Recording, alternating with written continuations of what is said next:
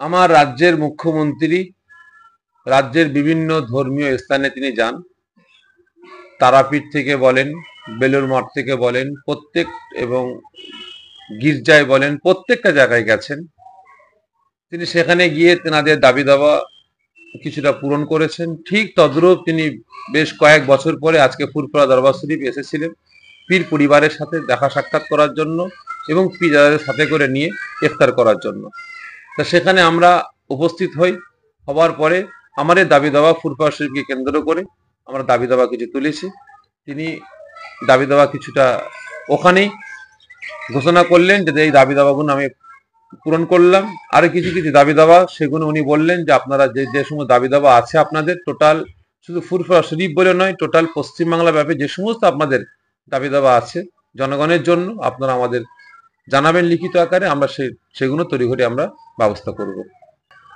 আমি আমার ব্যক্তিগত দাবি করেছিলাম যে ফুরফুরা দরবার শরীফে বেশ কিছু বিল্ডিং তৈরি হয়েছে, কারণ তিনি ফুরফুরা শরীফ উন্নয়নের স্বার্থে কোটি কোটি টাকা বরাদ্দ করেছেন, সেভাবে কাজ হয়নি। এবং তিনি আজকে ফুরফুরা শরীফে আসলেন, তদন্ত করলেন যে কি কি কাজ হয়েছে কি কি কাজ হয়নি। তদন্ত করার পরে দেখেছেন এবং তার সঙ্গে আমরা দাবি করেছিলাম যে ফুরফুরা ফাতিয়া সিনিয়র টাইটেল মাদ্রাসার একটা 5 তলা বিল্ডিং তৈরি হয়েছে, সেটাকে এখনো আনকমপ্লিট আছে, সেটা কমপ্লিট করে উদ্বোধন করার কথা বললাম। তার সঙ্গে সঙ্গে মেহমানখানা উদ্বোধন কমপ্লিট হয়ে গেছে 5 বছর, সেখানে উদ্বোধন হয়নি। আলিয়া ক্যাম্পাস হয়ে তৈরি হয়েছে কম বেশি 4 বছর, সেটাকেও উদ্বোধন হয়নি, বন্ধ হয়ে পড়ে আছে।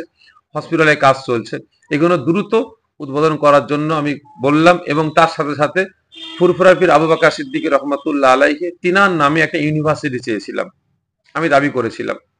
তবে তিনি ইউনিভার্সিটি ঘোষণা না করে তিনি করলেন পলিটেকনিক আপনার কলেজ তিনি ঘোষণা করলেন। আমি সঙ্গে সঙ্গে বললাম দিদি ইউনিভার্সিটি হলে ভালো হতো। তিনি আপাতত এখন ওটাকে পলিটেকনিক কলেজ হিসাবে ঘোষণা করলেন। তিনি আগামী দিন আশা রেখে তিনি ওটাকে দাদা পীরের নামে ইউনিভার্সিটি ঘোষণা করবেন। দেখেন কিছু কিছু জায়গায় জ্বলে, কিছু কিছু জায়গায় জ্বলে না। কারণ দাদা পীর রহমতুল্লাহ আলাইহির দরবার হচ্ছে উজল থেকে নিয়ে তালতলা হাট পর্যন্ত, কিন্তু উজল থেকে নিয়ে তালতলা হাট পর্যন্ত রাস্তাগুলো অন্ধকার, আর উজল থেকে নিয়ে এদিকে আপনার মরিপুকুর ধার পর্যন্ত ওদিকে আলোয় আলোকিত আছে।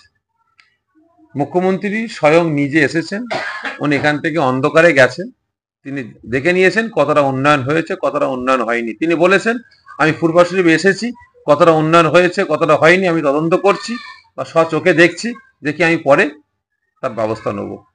তার সাথে সাথে আমার কিছু ভাইরা বা আমার চাচারাও আবেদন করেছিলেন যে আজকে ভারতবর্ষের দ্বিতীয় তীর্থভূমি ফুরফুরা দরবার শরীফ, আজকে জিনাকে নিয়েই আজকে ফুরফুরা দরবার শরীফ হয়েছে। তিনার আজকে অফাত দিবস 3রা চৈত্র, আর আজকে 3রা চৈত্র অফাত দিবসেই আমার রাজ্যের মুখ্যমন্ত্রী তিনি এসেছিলেন। এই নিয়ে তেনারা আবেদন করেছিলেন যে আজকের দিনটা যাতে ছুটি ঘোষণা করা হয়, তা উনি আশ্বাস দিয়েছেন। এবং তার সাথে সাথে আমার রাজ্যে যে সমস্ত অন্যায় অরাজকতা হচ্ছে কিভাবে এগুলো বন্ধ করা যায়, এবং হিন্দু মুসলমানের যে একতা ঐক্য ভ্রাতৃত্ব ভালোবাসা যে নষ্ট হচ্ছে, এগুলোও তিনি আশ্বাস দিয়েছেন কি করে যারা সাম্প্রদায়িকমূলক কথাবার্তা বলে হিন্দু মুসলমানের একতা ঐক্য নষ্ট করছে তাদের বিরুদ্ধে স্টেপ নিয়ে হিন্দু মুসলমানের ঐক্যটা কিভাবে রক্ষা করা যায় তিনি এরও আশ্বাস দিয়ে গেছেন। আমার নাম পীরজাদা মোহাম্মদ সাফির সিদ্দিক। হুগলি জেলায় গ্রামীণ চিকিৎসা ব্যবস্থার বিপ্লব ঘটাতে চলেছে সঞ্জীবনী হেলথ কেয়ার নার্সিং হোমের সৌজন্যে 24 ঘন্টায় আইসিইউ পরিষেবা ও স্বাস্থ্যসাথী কার্ডে একেবারে বিনামূল্যে অপারেশন। এখানে পাবেন বিশেষজ্ঞ ডাক্তার দ্বারা পরিচালিত মেডিসিন, শিশু বিভাগ, অর্থোপেডিক বিভাগ, সার্জারি বিভাগ, গাইনি বিভাগ, urology, nephrology, pathology, ECG, X-ray সহ সিটি স্ক্যানের সুবিধাযুক্ত একমাত্র নার্সিং হোম। যোগাযোগ করুন Sanjeevani health care nursing home 7432808135 অথবা 9800878028, শিয়াখালা, শ্রীপতিপুর, হুগলি।